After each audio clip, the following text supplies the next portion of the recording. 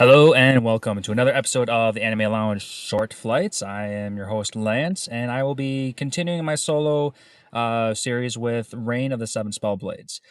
Please excuse my background. I am currently camping, and that is not just a backdrop; that is actual forest in the back. So here we go.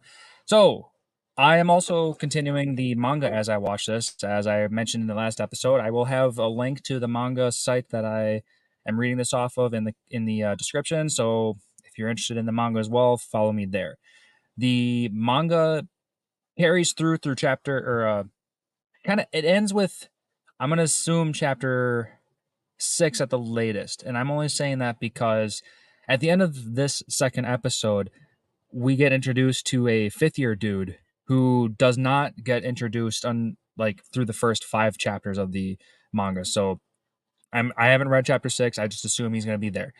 But we are going to go through 5 chapters, and we end with the introduction of Ophelia Salvador, who is a fourth year student. So we got a lot of students going on here with many years in the school, but I guess I don't know what the max is going to be because we saw at the end of this episode that this fifth year dude, he looks like he's a freaking adult. Okay, he's old.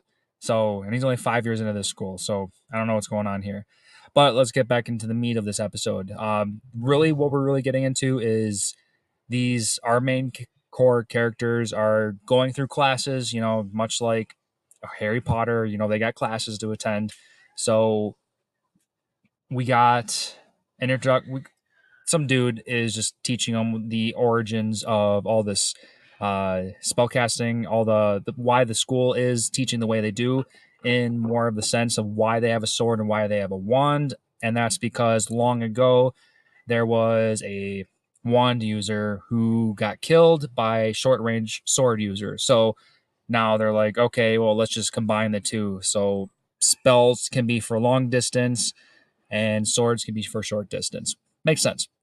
So it's easy to follow. So during that whole conversation, some other random dude just wanted to pick a fight with Nano, the samurai girl. So they're about to fight, and then our boy Oliver is like, "No, he's doing this for the wrong reasons. He wants to steal glory or whatnot. So I'm gonna end up fighting Nano." So they have their fight, and it was cool. And I do not quite remember this from reading the manga, but Nanoo's hair turns white again, and they didn't make that like super obvious in the manga. Now I gotta rethink that and maybe even go back and reread it. I think that might be a difference. Don't know. We'll see. But they end up fighting, uh, and right when they get serious, they get cut off and by the teacher. He's like, "No more. This isn't the fight to the death. You guys wore out your immunity spells. You know, stuff that will keep you from receiving any actual damage," which I thought was pretty cool. You don't see that in other anime. Like, let's just throw out some kind of spell and you can go hog wild on each other and not feel any hurt. But here's a spell that takes it all away. So that was cool. Um, so that was one of the classes that they took. It was just for fun. And the other part of the story was the silkworms, where they had to try to get 5 out of 10 of the silkworms to successfully evolve, so they don't turn dark and evil, so they don't have to burn them, so they don't turn into monsters.